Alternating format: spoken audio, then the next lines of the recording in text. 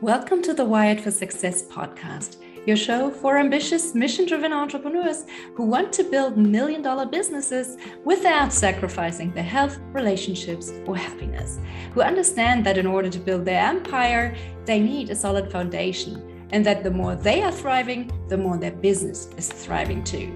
This show brings you the very best from science, self-development, and entrepreneurship to set you up for sustainable success. Hi, I'm Claudia Garbutt, the scientist turned mindset and high-performance coach for entrepreneurs, and I help you get wired for success. Hey everyone, and welcome back to a brand new episode of the Wired for Success podcast, where we talk about all things science, self-development, and entrepreneurship that help you get to that next level of success in your life and business. And my guest today is Mark Graban, an internationally recognized author, speaker, podcast host, coach, consultant, and entrepreneur. Mark is an experienced leader using the LEAD methodology, change management, and continuous improvement methods with experience in manufacturing, healthcare, and software startups. His latest book is The Mistakes That Make Us: Cultivating a Culture of Learning and Innovation. And it is inspired by one of his podcasts called My Favorite Mistake. So welcome, Mark, and thank you so much for taking the time to be on my show today. Thank you, Claudia. I hope it wasn't a mistake to go holding my book up in the video. I made you laugh. Sorry. That's totally fine. It's great to be here. We'll definitely talk about that as well. So, Mark, let's start by providing a little bit of background and just context for our listeners today. Can you give us a brief overview of what you have done to come to this point where you do the work that you're doing today? Yeah. It's funny to think about it. I would have never thought I would have been involved in startup companies or be an entrepreneur myself. You know, I grew up in a household. You know, they say entrepreneurs tend to come from families with entrepreneurs.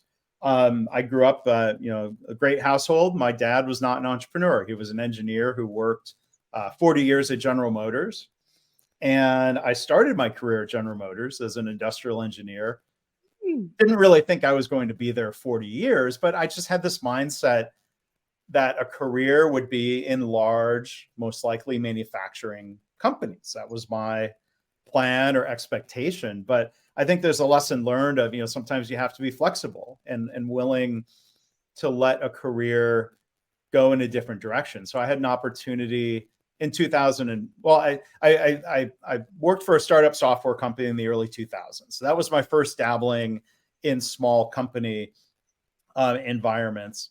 And then I had an opportunity in 2005 to do consulting in healthcare with hospitals and healthcare organizations, using practices and principles from manufacturing, engineering, and management to help people in healthcare improve. And then in 2010, that sort of created opportunity for me to start my own business, where I do all the things you mentioned at the top of the episode. I sometimes partner up with other consulting firms. And I also, in 2011, became involved with another startup software company, not as a founder, but this time as sort of the third person involved in the company. That company is Kinexus. And so I'm fortunate that I get to do a lot of different things, both kind of, on my own and in partnership with others. As an entrepreneur, with all the excitement and the stress or struggles of having my own business, and then being part of a startup, which is, like you said, there are ups and downs, but generally is moving in a really positive direction.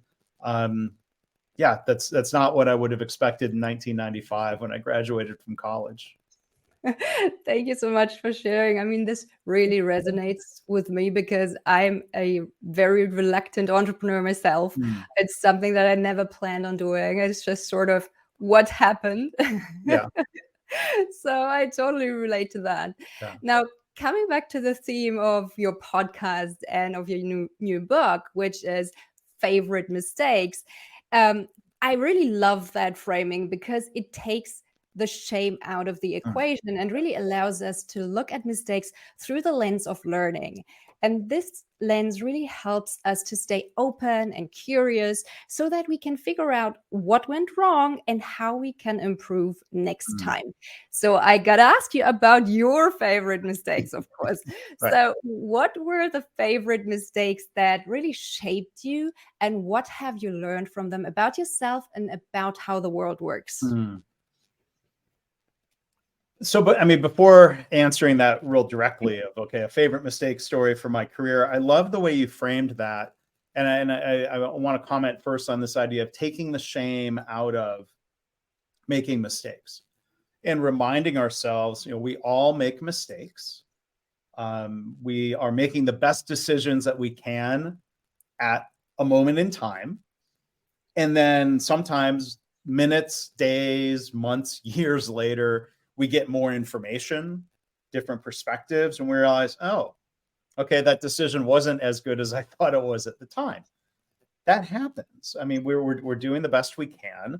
And as we get more information, or as we replace assumptions with data or facts or knowledge, hopefully we're in a position where we can adjust. And shame is the one thing that holds us back of either shaming ourselves or being shamed by others, whether that's your boss, others in your workplace. I think there's two levels. One is trying to not shame yourself, the inner voice or the things that you're saying. And then we can talk about workplaces. What can leaders do to create an environment where people can focus, as you summarized so well, on learning instead of shame or punishment or what have you? But I think one of my favorite mistake stories that goes back to the last manufacturing job that I had back in 2004. I was going through a certification process. Forgive the jargon, but you have basically a black belt, as people say, within, in particular, Six Sigma, but this was more on the lean manufacturing side of those methodologies at a company, Honeywell. And I had to do a certification project. And I was working with a department. And the mistake, jumping to the end of it, is, my mistake was doing too much of the improvement work myself and not doing enough to engage the people who were working in that department. And I think there's two pieces of my reflection. So one, I'm not trying to just beat myself up for not engaging the people in that team more fully. There's a second piece where really kind of the workplace culture that I was a part of didn't really encourage or enable or allow that level of engagement, right? So the culture in the organization that I was working in was really emphasizing, hey, Mark, you're the expert. You're getting certified. You need to go do this. And you can't bother the people working in this department because they're too busy, and that's not their job to improve anything. They're just working. And like at the time, I knew that wasn't really the right approach to change. But at the same time, I can only do so much. So I think part of my reflection, instead of just blaming the culture or the circumstances I was a part of my takeaway and my reflection, now that I work as a consultant and coach to other organizations, I don't want to be put in that position again. If somebody says, hey, Mark, we're going to hire you and you come in and fix it for us, I'm going to say, wait a minute, I don't know. I don't think that's really the most effective way to go about it. It's not the most respectful way to try to improve an organization. So that was one of the takeaways, right? To try to at least take ownership for the situations that I get put into. And I have more choice now as a consultant than I did back, almost 20 years ago when I was an employee. I like how you brought up ownership, because that's another thing that's really important. And I think a good question to ask here is maybe, how did I contribute to the situation that I was in? How did I let this happen? Because as you said, there are different layers, and it's maybe part your fault, but also Yeah. part the company's fault. So Yeah. just being aware of where all this fits together. All you can do is control your actions in the future. right? And you can reflect upon your actions in the past. And that's one of the common themes that I've appreciated from guests on my podcast, My Favorite Mistake. Going back to early episodes, episode 1, Kevin Harrington, who was one of the sharks on the US version of the show Shark Tank. Mm-hmm. Episode 2 was a United States congressman, member of the House of Representatives, who told a mistake about the first time he ran for Congress and lost. And instead of blaming his consultants, he took responsibility for his actions of not listening to his consultants. And I think it's really powerful. Like there could be other factors involved in your story, but when people take ownership, like you said, Claudia, of what I did, I think that's it's admirable. I think that sets a good example that that inspires me to try to continue doing the same. That's awesome. Now, we all know, as you pointed out before, that we're not perfect. Right. We all make mistakes, yet our society in general is not really great at embracing mistakes as stepping stones towards success. Instead, as we mentioned, there's a lot of just blaming and shaming and finger pointing going on, all of which is not really helpful at all. So the only thing it does, it makes people feel so awful about themselves and about what they've done that they don't want to admit their mistakes and they don't want to deal with them. And then it leads to a lot of denial and covering up and avoiding. So what do you think needs to change, maybe on a societal level, to help individuals feel better about their own mistakes? Yeah, I mean, that's a really interesting question of you. I mean, I agree with you. There are societal human pressures. Like, I think, the human tendency to try to deflect responsibility by blaming others is very deeply ingrained, like not even like more deeply than a societal level, like even at like a DNA level. Like just one quick story of like reading about there was a gorilla named Coco who, I don't know if you've heard of Coco, who had trainers, scientists working with Coco, and I'm pretty sure it was a she. They taught Coco sign language, and Coco could communicate like very well, like learning words and phrases and being able to communicate and articulate things. And as the story goes, I believe this to be true. They came in one morning and they saw Coco's enclosure and environment, and there was like a sink that had been ripped out of the wall. Okay. Now, one of the behaviors they had worked with Coco on was actually having a very human-like behavior of having a pet cat, like a real live animal that Coco could coexist with and care for and love. Well, they asked Coco what happened, looking at the sink had been ripped out of the wall. Clearly, Coco had done it for whatever reason, but they asked, basically what happened. And Coco in sign language said, "Cat did it." That's hilarious. What? Like, so I think it goes to show, like, from a evolutionary perspective, like, helpful, apparently blaming and deflecting responsibility is a good survival technique. And so I think we're still battling that today in the year 2023 as humans. That's a very good point. I had heard about Coco, but I hadn't heard that story. So this is amazing. Now, But back to your question of what do we do about it? I mean, I think like in a workplace as a subset of society, there's really good research and teaching out there in this realm of what we call psychological safety. That leaders can't just tell people they should feel safe admitting mistakes, or I think it's unhelpful to tell people things like, well, you should be brave, you should be courageous. Leaders can create the conditions in which people feel safe. And there's really two things leaders can do. And then I don't know how well this extends to society as a whole. Leaders can model the behaviors they want to see, such as admitting a mistake. Like Greg Jacobson, who's a co-founder and CEO at Kinexus, is a startup software company, will readily admit mistakes for the purpose of learning. He's not shaming himself. He's not, but he's modeling the behaviors he hopes others in his team would then follow the lead on. And then when others on the team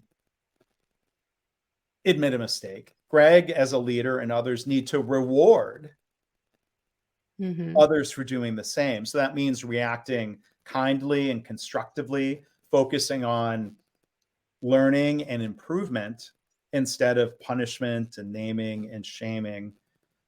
So, how do we do that at a societal level? I don't have as good of an answer for that. But I think within a team, within a workplace, I think there's some pretty clear recommendations.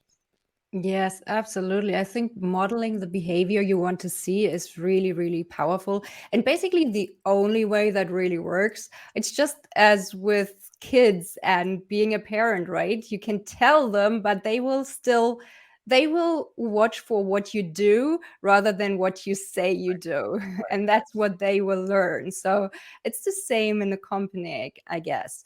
So it's probably, maybe it's really more about this bottom up change, like on an individual level, that will then result in a change on a higher level as well, rather than trying to change on a society level and then have the change trickle down. Yeah, but I mean, I know, like, I can speak, more for the culture in the U.S. There is a tendency when something bad happens to ask who messed up, right? Looking for somebody to blame or to punish, instead of looking at, I think, the more important questions around, systems and, sometimes, something goes wrong and we need to learn from it. We need to put some measures in place so that mistake doesn't get repeated. But there's nothing to say that punishment is a necessary part of the follow-up. But I think there's still this societal habit, whether it's some sort of accident or a medical mistake. There are accidents, large and individual. There's still this tendency to ask who made the mistake instead of asking why could that have happened? How was that not prevented? I think those are more important questions, where when we punish, that might feel good, but it's probably not helpful for the future. That's so true. That's a really important mindset shift. Now, you already talked a little bit about modeling the right behavior, but can you maybe share some really specific action steps that leaders can take to cultivate this feeling of psychological safety amongst their employees? Yeah. And feeling it, I mean, that's the right word. First off, it is a feeling. Hmm. One thing I've learned, about psychological safety is, while, you can do surveys in a team or across an organization, and you can look at averages of people's feelings of psychological safety. That feeling or that perception or that belief is very individual, and it's very situational, right? So, like, right now, we're doing this podcast interview. Like, I don't have any reason to feel unsafe with Hmm. you, Claudia, right? I mean, so we've just met, and it might be a different environment in a workplace where I know if I speak up and disagree with somebody, I might get punished in some way. I learn not to speak so freely in that environment. So somebody who might seem outspoken or brave in one setting might act very differently in another, which I think, again, speaks to the power of culture and environment. You put the same person in different situations, they're going to feel different degrees of psychological safety. So again, like, what not to do is to try to declare safety to exist, or to say, well, this is a safe space. Claudia, let's say you're joining a team where me and others have been working, and we have a good culture where we focus on learning and growth instead of punishment. And let's say you came from a workplace where that wasn't true. I can't expect you to say, Claudia, you should feel safe here. Yeah. You have to decide the way, based on how we're interacting and working with you. You may decide then that you feel more safe. So some of those things that you can do in those categories of modeling and rewarding some of these behaviors. I think saying things like, I made a mistake, I could be wrong. Like, I think that's a helpful phrase. And being less certain about, for example, saying, I know what we need to do here. And Mm. instead thinking about, well, thinking in terms of less certainty, like, we have a hypothesis, we've discussed it, we've debated it. Let's move forward, but let's test that idea, because you know what? We could be wrong. Saying things like that, admitting when you don't know something can be a very helpful behavior for a leader. Modeling the behaviors where we want others to follow their lead, where people feel safe to speak up about anything, saying, I don't know, I don't feel comfortable doing this. There's like this learning and training aspect where if people don't feel comfortable to say, I'm not really sure how to do this, they may then make more mistakes because they didn't feel safe asking about how to do the work. And this happens a lot in healthcare, and the implications are really serious. We want people to feel safe speaking up about mistakes or problems or opportunities for improvement. I have an idea. Like, Mhm. some workplaces really love to attack people for suggesting things could be better. What? How dare you? That's true. So we want to be careful about behaviors that would, sort of pressure people into keeping quiet versus behaviors that help people feel safe to speak up. Now, at the same time, psychological safety doesn't mean you always get your way or that everybody has to agree with you. I think Mhm. in a culture of psychological safety, there's more respectful debate that takes place. So, like, sometimes people, I think, misunderstand psychological safety, and they'll use that phrase to try to shut down debate. They'll say, "Wait a Mhm. minute, whoa, you can't disagree with me. What about my psychological safety?" Like, well, that's psychological safety is about the freedom and safety to speak up. It's not the freedom to be, not challenged or not disagreed with. That's an important distinction that a lot of people have to learn. And I think something that is also really helpful is learning nonviolent communication. Just Mm, how do you communicate so that the other person does not feel instantly attacked, right. but you can still get your point across and you can meet somewhere in the middle. That's very helpful. There's a difference between saying something like, I see why you're making that suggestion, but I've got a couple of concerns. Maybe we can talk through that. Hopefully that seemed pretty nonviolent, Mhm. Yeah, as opposed to saying something like, "Oh, what's wrong with you? That'll never work. What were you thinking?" That's going to shut people down. exactly.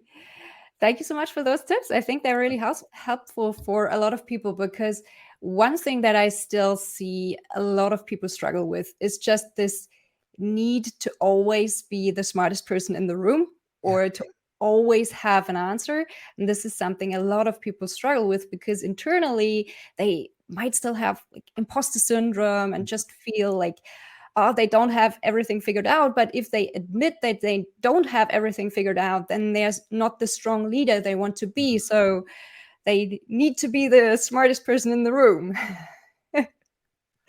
Yeah, that can be a hard habit or mindset to get past. But I think there's a lot to be said for the idea that when a leader admits that they are not infallible, that they're not all knowing, when a leader admits they were wrong, they might be wrong, when a leader invites disagreement, that builds trust, that builds respect. I think have the idea that as a CEO or a founder or a leader that you somehow created this facade of perfection. Look, the people working for you know you're not perfect. They might not want to say anything about it, but they know. So I think being authentic, and I think when a leader says things like, I could be wrong, it's not meant to be like this false humility or habit, but I think just trying to be authentic and to invite disagreement. And, I think a question, you have to know an executive fairly well to ask this question. Like, do I feel safe asking this question to a leader? So it's more comfortable to ask it very broadly to you and your listeners. Can you remember the last time an employee disagreed with you? That's a good question. And if you can't, there's probably some sort of problem. And the problem is not the employees. It's probably, you think back to like, if you're shutting people down for disagreeing, people will learn to just go along and agree. And that leads to all sorts of problems for a startup or a business of any size. When people are stifled, when they're shut down, we want the best ideas to come out based on what the idea is and how we test or prove out an idea, as opposed to the idea coming from the most powerful person in the room. The leader and the most powerful person, it probably isn't always wrong, but if we assume they're always right, I think that's a more dangerous assumption. That's true. Now, let's shift gears a little bit and talk about the lean methodology in general. Can you summarize and explain the lean startup principles for our listeners today? Yeah, so lean startup, as written about, popularized by Eric Ries, is really born from quote unquote lean manufacturing. So the abbreviated history lesson is, lean manufacturing is credited really back to the 1950s, we'll say, with Toyota. And there are roots and elements of the Toyota production system that date back further. But let's just say post-World War II, Toyota, and over decades, they developed something that came to be known as the Toyota production system, kind of generalized a little bit more broadly using these terms like lean manufacturing or lean management. When I started my career at General Motors, nobody really wanted to admit that they were learning from or copying Toyota. There was pride and history and a lot involved. So when you can use a non-Toyota term, sometimes that's a little helpful. So lean manufacturing, I think is, the Toyota people would say it's about a culture and mindsets and a management system and some technical methods that really engage everybody in continuous improvement. So compared to the culture we were trying to change, at the last manufacturing company I worked with, where you had this clear separation between workers and improvers, I think, in a lean culture, everybody is an improver. It's not all top-down decision-making from executives. There's a balance. There might be some top-down goal setting, but a lot of bottom-up ideas around how do we achieve those goals and close gaps in performance, and trying to improve in an experimental way. There's an old cycle that's been sort of adapted into the lean startup approach. It's either called the PDCA or PDSA model. I like the language PDSA: plan, do, study, adjust. A very cyclical, iterative approach to moving forward. Lean startup really embraces a lot of that, right? The different concepts of, instead of, as an entrepreneur, saying, I know I have this solution, let's build this software in secrecy for 2 years or however long it takes, and then we'll go to market, and then we'll hire people to sell this thing that we built.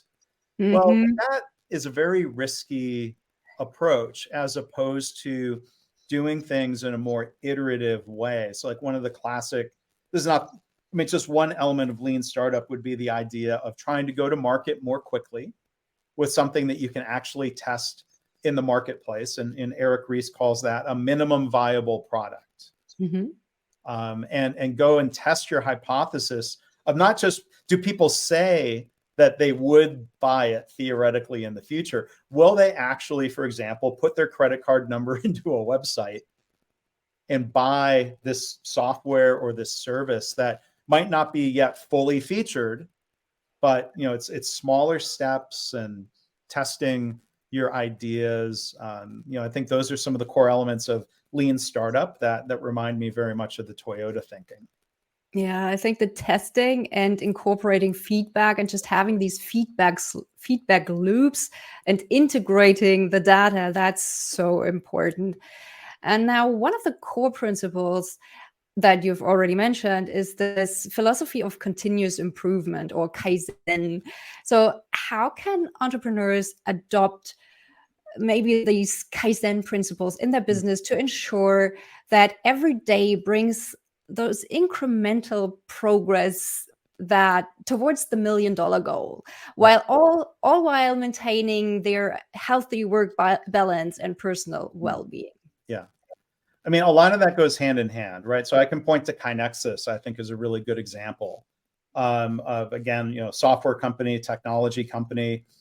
For one, the software platform that we sell is used by customers to manage continuous improvement activity. Mhm.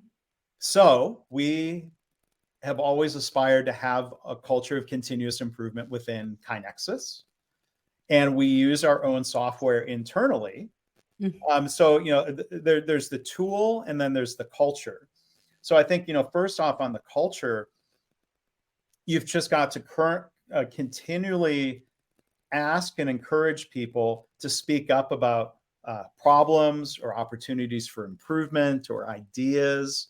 Like you're encouraging people to speak up. But then when they do, whether that's in a meeting or by putting an idea into our own instance of the Kinexus technology platform, you need to respond, promptly and constructively as a team or as leaders, right? You don't want, if you just ignore people's suggestions for different reasons, people will learn to stop making suggestions, right? If some organizations have eliminated what you might call the fear factor, where people say, I'm not afraid to speak up, I'm not afraid to put an idea forward, but there's what you could call the futility factor. Hmm. I'm not afraid to speak up, it's just not worth the effort because nothing happens. So Right. we've worked really hard to use, again, like not the software itself, but the culture. Like software can do certain things like reminding you to follow up. Like, hey, this idea was submitted and it's been sitting there for 30 days and it doesn't look like there's been a discussion. Like that might be a helpful thing that the software does. But having a communication platform means nothing if people aren't using it. So again, like it comes back to encouraging people to speak up, encouraging people to go test their ideas, allowing people to honestly evaluate their experiment and to say, hey, we tried something and it didn't really work out. That's learning. That's a stepping stone to success in those plan, do, study, adjust cycles.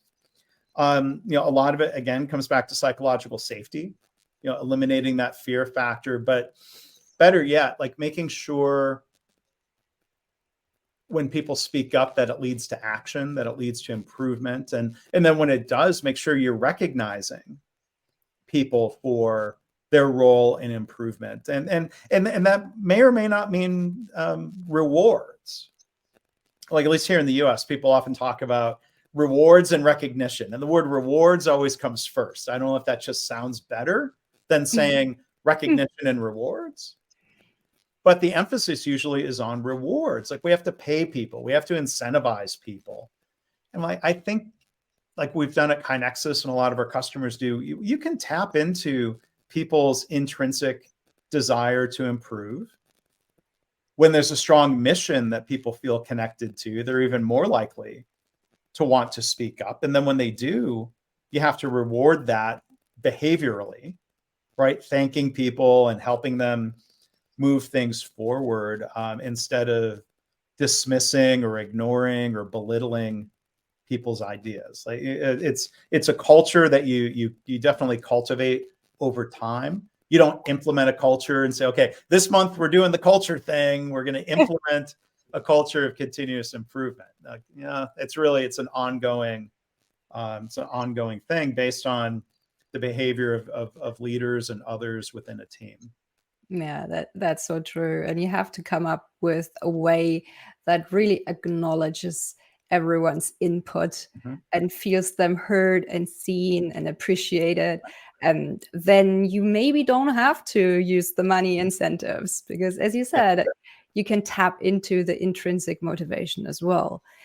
Now, lean is often seen as a very process-oriented methodology, but can it also drive innovation? And if it can, how can we use it to foster creativity and breakthrough ideas? Yeah, it's lean is very process focused, but it's also very human focused around, you know, culture and cycles of improvement. There's often a very fine line between continuous improvement and more radical change or innovation or step function improvement. You know, the difference between making small refinements to an existing process versus completely rethinking the process. You know, there's a time in a place where, like, no, the underlying fundamentals of the process have so many problems. We need to really reinvent it instead of just refining what we already have. I think of a hospital CEO who I got to meet in my journeys here in Japan, hospital president in Tokyo, who had gotten a lot of training on quality improvement methodologies from Toyota and similar companies. And one thing he said, and I've seen this play out in a lot of different organizations, he said something like, the best way to find a large idea is to look for many small ideas. And I think there's something really powerful there, where if you know, in some organizations, I think, make the mistake of asking people to come up with grand, revolutionary, $1 million, million euro, if you will, ideas. Those are few and far between. And I think sometimes people put too much pressure on themselves. It would be like asking an entrepreneur, hey, come up with an idea for $1 billion business. Yeah. We could sit around and think about that and talk about that. $1 billion businesses are few and far between. $1 million ideas in a workplace are going to be there. But I think when you encourage people to start small, they get better at improvement in sort of structured scientific ways. And when the culture makes it safe for them to point out problems, to think about what could be better, you know, through small steps or larger steps, I think you're more likely to either find a relatively small idea that has a surprisingly large impact, or a small idea that can be built upon to be a larger type of change that we might then label as innovation. You know, I think it's all very, you know, sort of interconnected. I wouldn't agree with the statement that people say, well, all this focus on process will stifle innovation. I think it's actually quite the opposite. I think having a focus on an improvement process or an innovation process can actually lead to more improvement and more innovation. It's just, you know, kind of a different way of going about it. Right. And I mean, all those small improvements amount to something big. It's like the compound interest in finance, right? If you do the math, I'm getting 1% better every day. Exactly. That's powerful. And, you know, one other thing I'll point out, I mean, look, there's great benefit and value in large improvements with large benefit. But there's a lot of research that shows in different countries and different industries that of all the improvement potential in an organization, 80% of it comes from the accumulated impact of many, many, many small ideas, right? So we're not saying ignore the possibility of big ideas, but I think it's a mistake to only look for large ideas. You're literally ignoring about 80% of your improvement potential if you only focus on large ideas, if you force you know, ROI, return on investment threshold. So, well, it's not worth it for you to work on that improvement because it's too small. That really kills the participation and the culture. If you shut people down with their small ideas, they're not going to speak up then about their big ideas for a lot of, I think very understandable, very human reasons of, I think the worst thing a leader can do is make pronouncements about, we want to hear your ideas. We want you to speak up. And then when people do speak up, to shoot everything down. That's counterproductive. People will understandably get upset and they'll stop speaking up. And then you might not hear about someone's larger, more innovative idea. I totally agree. Is there anything else that you would like to share with our listeners today? Yeah, I mean, I think one thing that has become more clear to me, through research and writing, with the book here, The Mistakes That Make Us, is to encourage people not only to look at, let's say, technical training around problem solving, continuous improvement, lean startup tools or technical methodologies, but to also make sure you're focusing on culture and cultivating psychological safety. A lot of startups are very focused, rightfully so, on the customer need, the problem to be solved, finding market fit with your solution. But you can also, and I think you can also focus on the culture that you're building. And I think if you focus on that from the beginning, it's easier to be intentional about building a culture of improvement, a culture of psychological safety, than it is to try to fix your culture down the road. Sometimes people only think about culture when they realize, oh, I think we have a culture problem here. That's a more difficult problem to solve than it is to, from the beginning, to also think about, like, culture is not the only thing that matters, but if you ignore culture, that causes problems. I think it needs to be we can also focus on culture, and I think that leads to a lot of benefits. I think KaiNexus, while not perfect, has had a very solid focus from the co-founders and others like me who are involved in the beginning of saying, this is the culture we are building. And not by just hiring, quote unquote, the right people, but by behaving in certain ways as leaders and encouraging others to build that culture. I think that's been really helpful. Yeah, I think that's really a very valid point. I just talked to Holger Seim, one of the co-founders of Blinkist recently, and he said they ran into huge problems because at some point they noticed that they hadn't made their intentions about the company culture explicit. So it was kind of just in their heads what they wanted to build, but they did not really communicate it well in the beginning, and then they ran into huge problems. So yes, I think that speaks to building it at the same time is probably a good idea. Yeah. So last but not least, where can our listeners find you online if they would like to connect with you? Yeah, well, thank you, Claudia. So for the book's website is mistakesbook.com. My website is markgraban.com. And then, like, in terms of social media, I am most active on LinkedIn these days. My name is unique enough that if people search LinkedIn for Mark Graban, they can find me. I would love to connect with people there. Perfect. Mark, thank you so much for sharing your tips and insights with us today. I've really enjoyed our conversation. Well, thank you, Claudia. I appreciate your questions and the insights that you shared in the course of asking those questions. So I really appreciate it. Thank you. It's been a pleasure. Take care and talk soon. Okay. Bye. Bye. Thank you so much for listening to the Wired for Success podcast. I hope you've enjoyed today's episode.